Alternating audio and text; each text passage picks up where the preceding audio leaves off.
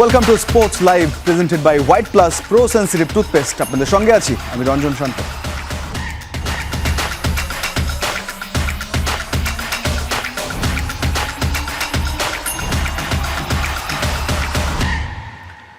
শুরুটা অবশ্যই Darwin test দিয়েই করতে চাই। ডারউইন টেস্টের দ্বিতীয় দিন শেষেও চালকের আসনে বাংলাদেশ। তানজিদ তামিমের সেঞ্চুরিতে বড় লিড নিয়েছে টাইগাররা। অজিদের 198 রানের জবাবে 6 উইকেটে 351 রান নিয়ে শেষ করেছে সফররতরা। 153 রানে এগিয়ে থেকে তৃতীয় দিনে ব্যাট করতে নামবে বাংলাদেশ। ক্যালেন্ডারের পাতায় বদলেছে দিন, রাত পেরিয়ে উঠেছে নতুন সূর্য। তবে বদলায়নি ডারউইন টেস্টে দ্বিতীয় দিনের চিত্র। প্রথম দিনে অস্ট্রেলিয়ার বিপক্ষে আধিপত্য দেখানোর পর দ্বিতীয় দিনটাও নিজেদের করে নিয়েছে বাংলাদেশ। প্রথম দিনে হাসান মাহমুদের পর দ্বিতীয় দিনের নায়ক তানজিদ হাসান তামিম। তামিমের ইতিহাস গড়ার দিনে 50 থেকে 1 রান দূরে থাকতে ফেরেন মমিনুল হক। এরপর নাজমুল শান্তর সাথে 93 রানের আরেকটি দুর্দান্ত জুটি।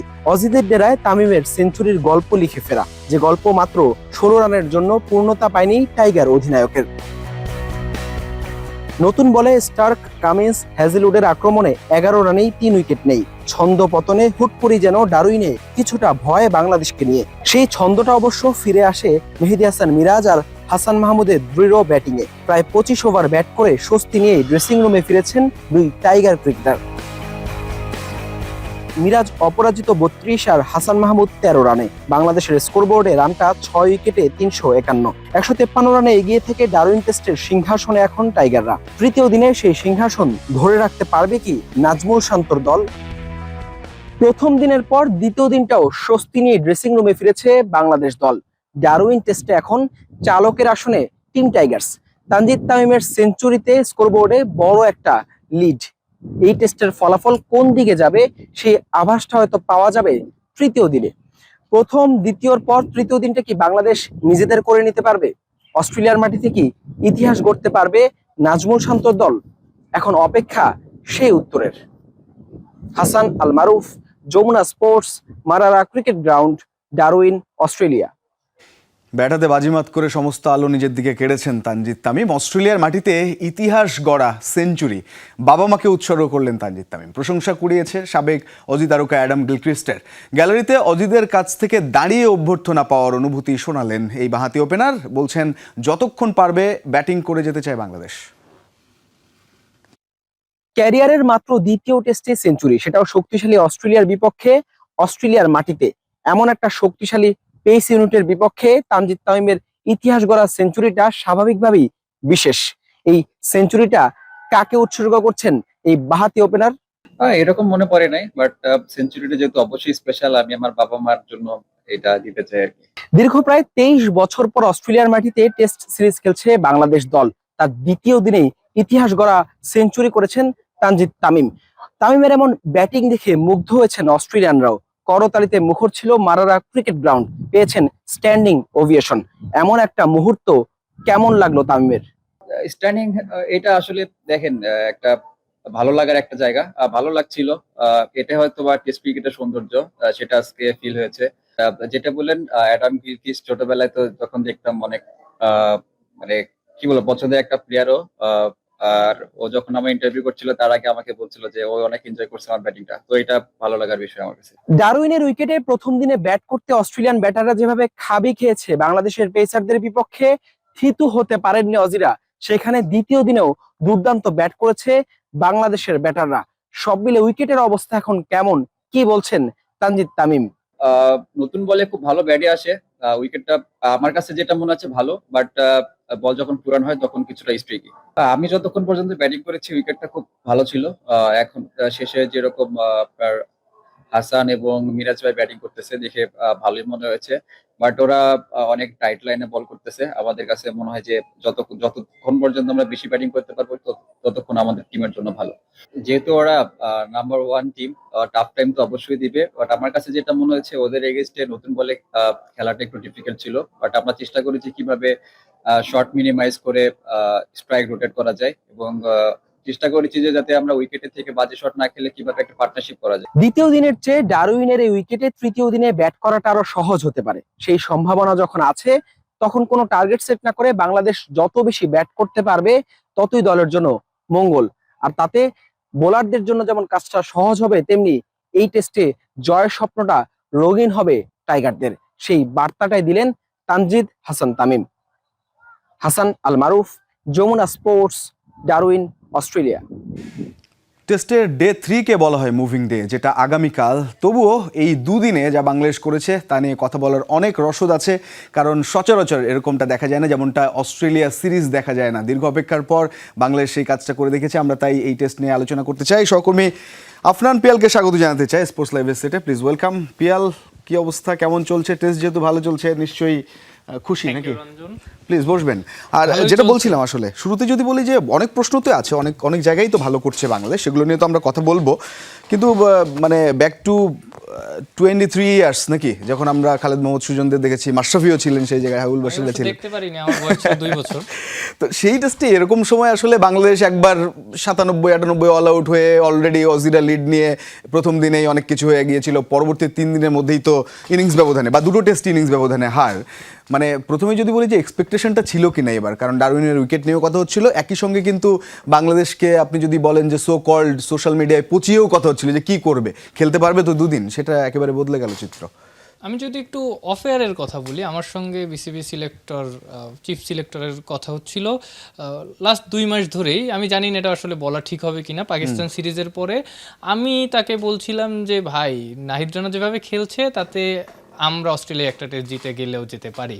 নাহিদ রানা যখন ছিলেন না, বাদ পড়েছেন ইনজুরির কারণে, তখন আবারও চিফ সিলেক্টরের সঙ্গে কথা হয়েছে আমার, এবং তাকে আমি এটা বলেছি যে ভাই, নাহিদ রানা তো নাই, খুব সম্ভবত আমাদের আশাটা পূরণ হচ্ছে না। বাট রানা না থাকার পরেও কোনোভাবেই মনে হচ্ছিল না যে বাংলাদেশের প্রিমিয়াম ফাস্ট বোলার এই টেস্টটা খেলছেন না। হাসান যেভাবে খেলেছেন, হাসান বাংলাদেশের রিডেমশনের পাশাপাশি কিন্তু হাসানেরও রিডেমশন।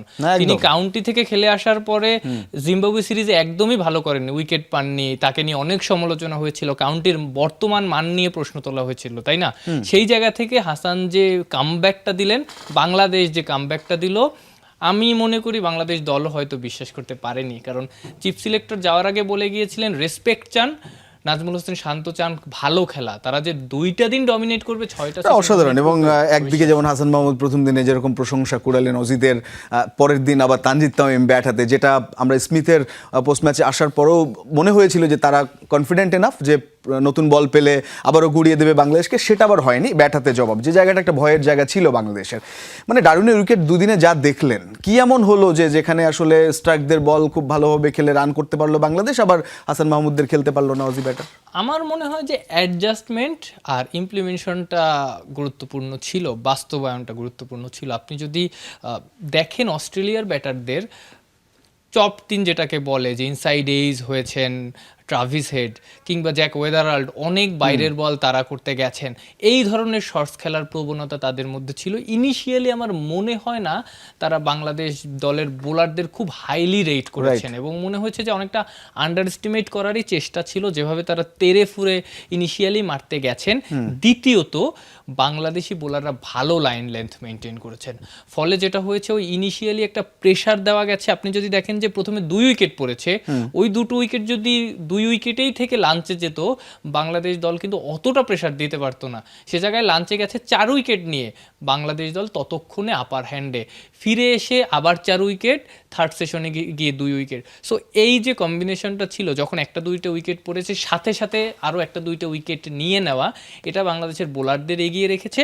আর তানজিদ তামিম আজকে একটা কথা মেনশন করেছেন যে তারা শর্ট মিনিমাইজ করেছেন, অর্থাৎ কমিয়েছেন। তানজিদের হাতে অনেক শর্টস, তিনি অনেক শর্টস খেলতে পারেন, কিন্তু এই টেস্টে তিনি খেলেননি। তিনি বুঝেছেন যে কিভাবে খেলতে হবে, শর্টস কমিয়েছেন, ফলে ওই সফলতাটা এসেছে। যে জায়গায় অস্ট্রেলিয়া ব্যর্থ হয়েছে, ওই জায়গায় প্ল্যান করে, মানে সিচুয়েশন অনুযায়ী প্রপার এক্সিকিউশনটা ওই কন্ডিশনে কিভাবে খেলতে হবে। তবে 23 বছর আগের কথা বলছিলাম, 23 বছর পর অস্ট্রেলিয়ায় খেলতে গিয়ে দেশটাকে পুরো নাকানি চুবানি খাওয়াচ্ছে টাইগাররা। ডারউইন টেস্টের প্রথম দিনের মতো দ্বিতীয় দিনেও অস্ট্রেলিয়ার গণমাধ্যমগুলোর খবরের শিরোনামের বড় জায়গা জুড়ে কিন্তু আছে লাল সবুজের প্রতিনিধিদের বিজয়গাথা। প্রস্তুতি ম্যাচে 54 রানে অল আউট হওয়ার পর গেল রব উঠেছিল। সেখান থেকে বাংলাদেশ এভাবে ঘুরে দাঁড়াবে কে ভেবেছিল। 23 বছর পর অস্ট্রেলিয়ায় খেলতে গিয়ে দেশটাকে পুরো নাকানি চুবানি খাওয়াচ্ছে টাইগাররা। অ্যাডাম গিলক্রিস্ট, ডেভিড ওয়ার্নার কিংবা অ্যালিসা হিলি সর্বস্তরের অজি ক্রিকেটারদের থেকেই প্রশংসা পাচ্ছেন তামিম, শান্ত, হাসানরা।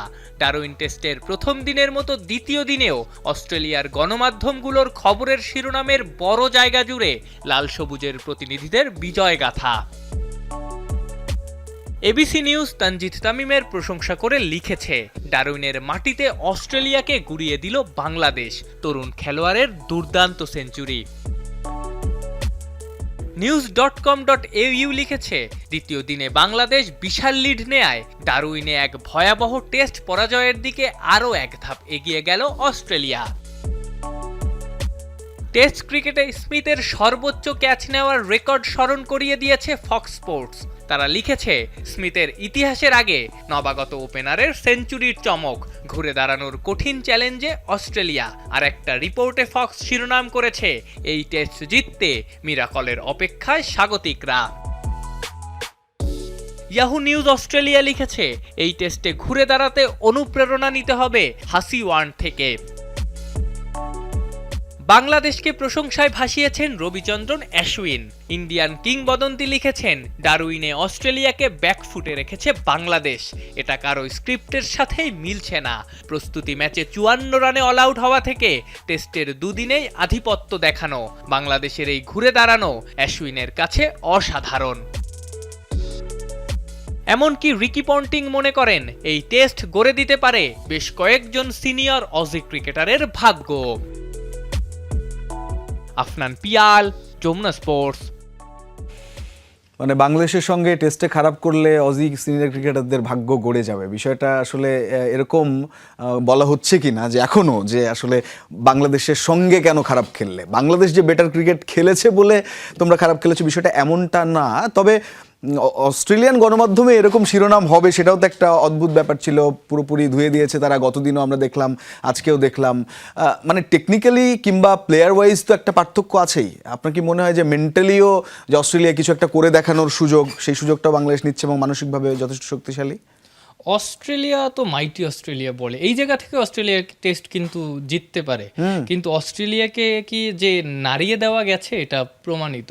না হলে টানা 6টা সেশন আপনি জিততে পারতেন না। প্রথম সেশন সম্ভব, দ্বিতীয় সেশন সম্ভব, একটা পুরো দিনও সম্ভব, কিন্তু টানা 2টা দিন অস্ট্রেলিয়ার এগেনস্টে ইন দ্য অস্ট্রেলিয়া, এটা not a matter of joke. এবং আপনি যদি তাদের 4 জন বোলার দেখেন, 1600 টেস্ট উইকেট, তো এটা আসলে অবিশ্বাস্য।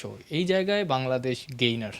এই যে ডিপার্টমেন্ট তো বিশ্বের যে কোনো ব্যাটারকেই ধসিয়ে দিয়েছে, সেই জায়গায় আলাদা করে আসছে। এখন আপনি যে বললেন যে ফলাফল এখান থেকে অস্ট্রেলিয়ার পক্ষে যেতে পারে, ওই জায়গাটায় যদি আসি তাহলে এখনো 153 রানের লিড বাংলাদেশের। এই ইনিংসটা আমরা খুব বেশি হয়তো আর এক্সপেক্ট করতে পারি না, আপনি সেটাও বলবেন। তারপর অজিরা যখন সেকেন্ড ইনিংসে ব্যাট করবে, আপনার কি মনে হয় যে উইকেট ওভারঅল সব কিছু বিবেচনায় এই টেস্টটা ফলাফলের দিকে যাচ্ছে কিনা, নাকি অজিরা বেটার ব্যাট করে এই টেস্টটা বাংলাদেশের সামনে কি সুযোগ আছে? এটাকে মানে হঠাৎ করেই কি 400 রান ইনিংস খেলা সম্ভব এক ইনিংসে? এখানে উইকেটটা বা ব্যাটিং পুরোপুরি বদলে যাওয়া সম্ভব? ফলাফল আসবে ফর শিওর, সেটা যে কোনো দলের পক্ষেই যেতে পারে, অস্ট্রেলিয়ার পক্ষেও সম্ভব। এই জায়গায় 400 রান, 450 রান, 500 রান করাও অজিদের পক্ষে সম্ভব। তারা দিনের পর দিন এটা করে এসেছে। আমি একটা নিউজ পড়ছিলাম, 2010-এ পাকিস্তানের এগেনস্টে শুরুতে খুবই বাজে ক্রিকেট খেলে অস্ট্রেলিয়া, সেখান থেকে মাইকেল হাসির দারুণ ব্যাটিংয়ে ওরা একটা ফাইট ব্যাক করে, ইভেনচুয়ালি শেন ওয়ার্নের বোলিংয়ে তারা 36 রানে তারা জিতেও যায়। ওই ম্যাচটাকে তারা ধরতে চাচ্ছে যে ওয়ান অফ দ্য, যে ম্যাচটাকে তারা চিন্তা করতে পারে যে নট অনলি টেস্ট না, মানে তারা ওয়ার্ল্ড কাপ থেকে শুরু করে হোয়াইট বল সব ফরম্যাটে কিন্তু এই মানসিকতাটা নিয়েই থাকে যে একেবারে হেরে না যাওয়ার আগ পর্যন্ত তারা হারেন না, এবং কামব্যাক করে ম্যাচ জেতার ইতিহাস তো বহু আছে, ভারতের সঙ্গে বোধহয় ফাইনালেও আছে ওয়ার্ল্ড কাপে। অস্ট্রেলিয়ার এই ধরনের রেকর্ড আসলে অনেক। আপনি দেখবেন যে তারা হয়তো খুবই, আপনি যে ওয়ার্ল্ড কাপের কথা বললেন 2023, প্রথম 3টা ম্যাচে অস্ট্রেলিয়া হেরেছিল। কেউ এক্সপেক্ট করেছে তারা চ্যাম্পিয়ন হবে? তাদের তো সেমিফাইনালের রেসেই কেউ রাখেনি। টেকনিক্যালি আপনি এই টেস্টে বাংলাদেশের জয়ের সম্ভাবনা কতটা দেখছেন এবং কেন, কিভাবে? আমি 70% দেখছি। এবং আপনি যখন দেখবেন যে 4 উইকেট হাতে নিয়ে 150 রানের বেশি লিডে আপনি অলরেডি চলে গেছেন, এইখান থেকে তাইজুল ভালো ব্যাটিং করেন, মিরাজ আছেন, হাসান এই মুহূর্তে ভালো ব্যাট করছেন, তাসকিন রান করতে পারেন, মোস্ট ইম্পর্টেন্ট ফ্যাক্টর হচ্ছে ইলেকট্রনের একটা অফ গেছে, সুতরাং হ্যাঁ। সো তাসকিনের যেটা হয়, তাসকিন 7, 8, 9, 10 বল পেলে ওখানে 15, 20 40 রান যোগ করে দিতে পারেন। সো এই জায়গায় আমি দেখছি অ্যাটলিস্ট 200 রানের লিড, 200 রানের লিড যখন আপনার সামনে, আপনাকে এই ম্যাচ জিততে হলে অ্যাটলিস্ট 500 রান করতে হবে। সেই 500 রান করা অস্ট্রেলিয়ার জন্য খুবই টাফ। এবং বাংলাদেশের জন্য সমূহ সম্ভাবনা বা সুযোগ দুটোই রয়েছে। যেভাবে তারা সিচুয়েশনাল গেম খেলছে কিংবা এক্সিকিউশনটা তাদের ঠিকঠাক হচ্ছে, সেটা করতে পারলে এই টেস্টে জয়ের সম্ভাবনা রয়েছে, অন্তত পিয়াল তাই বলছেন, আমরাও তাই মনে করি। অসংখ্য ধন্যবাদ পিয়াল যুক্ত হওয়ার জন্য, এবং খেলা নিয়ে অনেক আড্ডা হলো। রঞ্জন, আপনাকে ধন্যবাদ। প্রথমবারের মতো আয়োজিত আসিয়ান কাপের প্রিমিয়ার ডিভিশনে খেলতে ফিফা থেকে আমন্ত্রণ পেয়েছে বাংলাদেশ। বাফুফের ন্যাশনাল টিমস কমিটির জরুরি অনলাইন সভায় এই টুর্নামেন্টে খেলার সিদ্ধান্ত নিয়েছে বাফুফে। এখন শুধুই ফিফার চূড়ান্ত আনুষ্ঠানিকতার অপেক্ষা। সবচেয়ে বড় স্বস্তির খবর হলো টুর্নামেন্টের সব খরচ বহন করবে ফিফা ও আয়োজকরা। অংশ নিলেই বাফুফে পাবে 2 কোটি টাকা, আর চ্যাম্পিয়ন হলে প্রাইজ মানি হিসেবে মিলবে প্রায় 12.5 কোটি 27 লাখ টাকা। প্রথমবারের মতো আয়োজিত ফিফা আসিয়ান ফুটবল টুর্নামেন্টে আমন্ত্রণ পেল বাংলাদেশ। শুক্রবার বিকেলে একটি জরুরি সভা ডেকেছিল বাফুফে সভাপতি তাবিদ আওয়াল। তিনি প্রস্তাব করেন বাংলাদেশে একটি 4 টুর্নামেন্ট খেলবে বাংলাদেশ, কিংবা যে আসিয়ান টুর্নামেন্ট আছে সেখান থেকেও ফিফা থেকে আমন্ত্রণপত্র এসেছে, নাকি সেখানে খেললে বেশি ভালো হবে। বাফুফের সদস্যরা এক বাক্যে আসিয়ান টুর্নামেন্টকেই সিলেক্ট করেছে। কনফার্ম হওয়াতে উনি বললো যে তা আজকে একটু তড়িঘড়ি মিটিং দিছি, বিকজ আপনাদের অনুমোদন দরকার। আপনারা কি এই আসিয়ান খেলবেন না আমাদের 4 জাতীয় টুর্নামেন্ট করবো আমরা এখানে? তখন আমরা বললাম ফিফা আসিয়ান এটা তো একটা ইম্পর্টেন্ট টুর্নামেন্ট, আমরা ফিফার একটা অ্যাকনোলেজমেন্ট পাইলাম, ফিফার আমার সাথে একটা আমাদের একটা সম্পর্ক হইতে যেতেছে, প্লাস এটা একটা বড় টুর্নামেন্ট, সাপের আগে একটা প্রিপারেশন টুর্নামেন্ট হবে, প্লাস বড় বড় টিম খেলবে। আমরা সবাই সম্মতি দিচ্ছি যে আমরা আসিয়ানে খেলবো, একটাই এজেন্ডা ছিল। ভারত না খেলায় মূলত ফিফা আসিয়ান কাপের প্রিমিয়ার ডিভিশনে বাংলাদেশের ভাগ্য খুলে গেছে। কয়েকদিন ধরেই সামাজিক যোগাযোগ মাধ্যমে আলোচনায় বাফুফে চাইলেই নাকি এই টুর্নামেন্টে খেলতে পারবে বাংলাদেশ, কিন্তু আসিয়ান টুর্নামেন্টে কারা খেলবে সেটা নির্ধারণ করে খোদ ফিফা। আমাদের এখানে আসলে একটা মিসকনসেপশন আছে যে ভারত ফিফাকে ম্যানেজ করে ফেলেছে, পাকিস্তান ম্যানেজ করে ফেলেছে, বাংলাদেশ কেন পিছিয়ে। বাট ইটস অ্যাবসলিউটলি ফিফাস ডিসিশন, এটা আপনাকে বুঝতে হবে ফিফা কাকে ইনভাইট করবে। দেখুন, অনেকে বলেছিল যে ভারত করেছে, তো ভারত আসলে যদি করে থাকতো ভারত তো উইথড্র করতো না। এটাতে প্রমাণ হলো আসলে ভারত কিংবা পাকিস্তান নিজ উদ্যোগে কিছু করে নাই, তাদেরকে ফিফা ইনভাইট করেছে। এখন শুধু ফিফার চূড়ান্ত আনুষ্ঠানিক নিশ্চয়তার অপেক্ষা। ভারতের ঠিক করা ফাঁকা স্থানটিতে এই গ্রুপে যুক্ত হয়ে বাংলাদেশ লড়বে স্বাগতিক ইন্দোনেশিয়া, মালয়েশিয়া এবং সিঙ্গাপুরের মতো শক্তিশালী প্রতিপক্ষের বিপক্ষে। সবচেয়ে বড় স্বস্তির খবর হলো টুর্নামেন্টের যাতায়াত, আবাসন ও আর্থিক সমস্ত খরচ বহন করছে ফিফা ও আয়োজকরা। ফলে বাফুফের উপর কোনো বাড়তি আর্থিক চাপ থাকছে না। সেপ্টেম্বরেই ক্যাম্প শুরু করবেন হেড কোচ টমাস ডুলি। ক্যাম্পের সিদ্ধান্ত ছিল সেপ্টেম্বরের ফার্স্ট উইকে আমরা ক্যাম্প শুরু করব, সেটাই এখনো বলবৎ আছে। তারপরে যদি কোনো সমস্যা না হয় আর কি। আগামী 24 সেপ্টেম্বর থেকে 4 অক্টোবর পর্যন্ত ইন্দোনেশিয়ায় চলা এই রুদ্ধশ্বাস টুর্নামেন্টে অংশ নিলেই বাফুফে পাবে 2 কোটি টাকা, আর জিতলে পাবে প্রায় 12 কোটি 27 লাখ টাকা। মেহেদি নাইম, যমুনা স্পোর্টস, ঢাকা। রাজধানী ঢাকার 416 বছর পূর্তি উপলক্ষে অনুষ্ঠিত হয়েছে Dhaka heritage cycle rally. Dhaka দক্ষিণ সিটি কর্পোরেশনের এই আয়োজন ঐতিহাসিক ঢাকা গেট থেকে শুরু হয়ে নগর ভবন গিয়ে শেষ হয়। উদ্বোধনী অনুষ্ঠানে ঢাকাকে একটি সবুজ, বাসযোগ্য ও নিরাপদ শহর হিসেবে গড়ে তুলতে নাগরিককে সচেতন হওয়ার আহ্বান জানান বক্তারা। ঐতিহাসিক ঢাকা গেটের সামনে তখন সাইকেল আরোহীদের ভিড়। উপলক্ষ প্রাণের শহর ঢাকার 416 বছর পূর্তি। ইতিহাস আর ঐতিহ্যের মেলবন্ধনে ঢাকা দক্ষিণ সিটি কর্পোরেশনের আয়োজনে অনুষ্ঠিত হলো ঢাকা হেরিটেজ সাইকেল র্যালি। বর্ণিলে আয়োজনে নারীদের পাশাপাশি অংশ নেন বিভিন্ন বয়সী মানুষ। বায়ু দূষণ কমাতে গুরুত্ব আরোপ করেন সাইকেল চালাতে সচেতনতা বৃদ্ধির বিষয়ে। জাপানের মানুষ অনেক বেশি সাইকেল চালায়, তো দেখা যায় যে তাহলে ওই যে কার্বন যে নিঃসরণ হয় অন্যান্য গাড়ি থেকে, ওইটা হবে না। সাইকেলের উপর নির্ভরশীল হব, আমার মনে হয় দূষণ তত কমবে। সাইকেল এটা ফিটনেসের জন্য, আমাদের বডি হেলথ ভালো থাকে। যদি একটা লেন হয় তাহলে আমরা সুন্দরভাবে আমরা সাইকেল চালিয়ে যেতে পারি। সবার দায়িত্ব হচ্ছে নিজের পক্ষ থেকে গাছ লাগানো, পরিবেশ রক্ষা করা। উদ্বোধনী অনুষ্ঠানে সড়ক পরিবহন প্রতিমন্ত্রী বলেন, ঢাকাকে নিরাপদ ও বাসযোগ্য করতে সবার আগে প্রয়োজন নাগরিক সচেতনতা। ঢাকায় তরুণরা আজকের এই সকালে যেমনি সাইকেল নিয়ে নেমে এসেছে, ঢাকার প্রতিটি রাস্তায় মানুষ যাতে সাইকেল চালাতে পারে, স্বাস্থ্যসম্মতভাবে একটি পরিবেশ পায়, সেই পরিবেশকে গড়ে তুলবেন আমাদের বর্তমান প্রশাসক। ডিএসসিসি প্রশাসক বলেন, শহরের সাথে নারীর টান না থাকায় অনেকেই শহরটা আপন করে নিতে পারেনি, যার প্রভাব পড়েছে সার্বিক ব্যবস্থাপনায়। ক্লিন সিটি, গ্রিন সিটি করতে চাই। গাছ লাগান, পরিবেশকে ভালোবাসুন, ঢাকা নগরকে ভালোবাসুন। আপনার যত্রতত্র আবর্জনা ফেলবেন না, রাস্তা পরিষ্কার রাখুন, তাহলে আমরা অনেক কিছু থেকে, মশা থেকে মুক্ত হতে পারবো, জলজট থেকে আমরা মুক্ত হতে পারবো, একটি সুন্দর ঢাকা আমরা পাবো। ঢাকা তার জরাজীর্ণতা কাটিয়ে পরিবেশ বান্ধব ও সবুজ নগরীতে রূপ নেবে, এমনটাই প্রত্যাশা নগরবাসীর। M A Aziz, Jamuna news, Dhaka. এই ছিল আজকের স্পোর্টস লাইভ। এতক্ষণ সঙ্গে থাকার জন্য ধন্যবাদ সবাইকে।